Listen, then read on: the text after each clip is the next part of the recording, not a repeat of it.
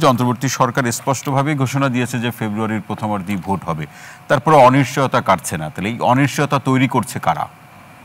যারা তৈরি করছে, আপনি শুরুতেই তাদের কথা বলেছেন যে এক এক দল এক এক রকম দাবি জানাচ্ছে এবং সেই সব দাবির একটার সাথে আরেকটার কোনো সিনক্রোনাইজেশন নাই।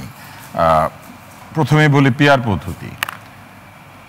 জামাতে ইসলাম এখন যে অবস্থায় আছে, তারা জানে যে তারা এককভাবে বিভিন্ন আসনে বিজয়ী হওয়ার মতো বহু জায়গাতেই ক্ষমতা রাখে না, কিন্তু যদি সারা দেশের ভোট এক জায়গায় করে, তারা একটা পার্সেন্টেজ অফ ভোট পাবে এবং সেই পার্সেন্টেজ অফ ভোট দিয়ে তারা যতটুকু আসন সরাসরি ইলেকশনে পিআর পদ্ধতি না হলে জিতত, তার চেয়ে বেশি হবে। ফলে তারা এই অ্যাডভান্টেজটা নেওয়ার জন্য তারা পিআর পদ্ধতির জন্য চাপাচাপি শুরু করেছে। কিছুদিন আগেও তারা এটা নিয়ে এত চাপাচাপি করে নাই। আর এনসিপির কথা যদি বলেন, এনসিপি তো অনেক কিছু বদলাতে বলে। আর মুশকিল হচ্ছে পিআর পদ্ধতি চালু করার জন্য নির্বাচনের যে আইন, সেটা বদলাতে হবে। নির্বাচনের আইন বদলাবে সংসদ। এই সরকারের কি সেই আইনগত অধিকার আছে? সংবিধান বদল করবে নির্বাচনের আগেই।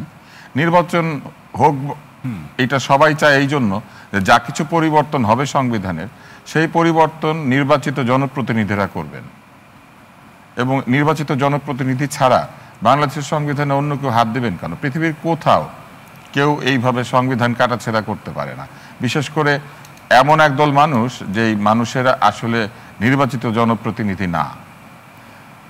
কিন্তু আবার এটাও তো বলা হচ্ছে যে আসলে একটি ভালো নির্বাচনের জন্য আইন কিংবা নির্বাচন সংশ্লিষ্ট যে প্রাতিষ্ঠানিক যে সংস্কারগুলো আছে, সেগুলো যদি সকল রাজনৈতিক দল এক থাকে বা এক করা যায় ভালোর প্রশ্নে, তাহলে সরকার সেটি করতে পারে। বর্তমান সরকার না, সকল রাজনৈতিক দল এক হচ্ছে কোথায়? মানে আপনি একাধিক রাজনৈতিক দলকে রাজনীতি করতে দিচ্ছেন না এখন। তো কাউকে আপনি রাজনীতি করতে না দিয়ে বলেন কিভাবে সকল রাজনৈতিক দল একমত হচ্ছে? ওই দলের ভোটার নাই? অন্য যারা রাজনীতি করতে পারছে না তাদের ভোটার নাই? জাতীয় পার্টিকে যেভাবে কোণঠাসা করেছেন, তাদের ভোটার নাই? তাদেরও তো পার্সেন্টেজ অফ ভোটার আছে বাংলাদেশে।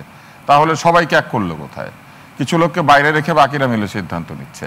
ভোটারদেরকে বাদ দেওয়ার তো কোনো ক্ষমতা নাই কারো।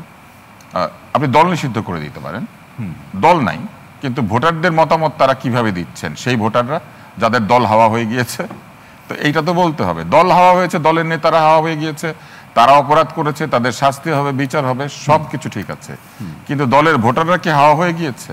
তারা তো তাদের কাউকে না কাউকে ভোট দিতে চায় বা দেবে। তো সেই ভোটটা হিসাবে নেন, তারপরে পরিবর্তন করেন।